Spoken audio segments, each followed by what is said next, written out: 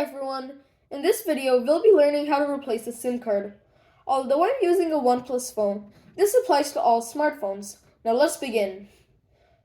First, find a SIM card ejector. This comes in the box with all phones and looks like this.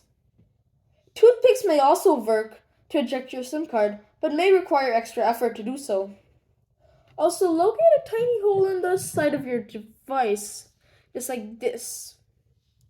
Then push the SIM ejector into the side just like this, right into the tiny hole, and your SIM card tray will pop out. Once your SIM card tray pops out, you can pull it out just like so. And remember to do this carefully.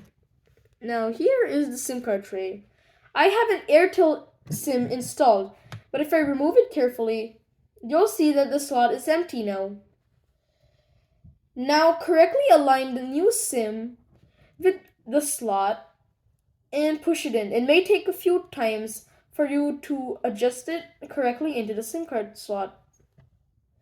Now it's as simple as putting the SIM card back into the phone. So let's find our slot here and insert the SIM card. Voila! Your phone may take a few seconds to register the network, but you are done. Please share this video if you liked it. Adios!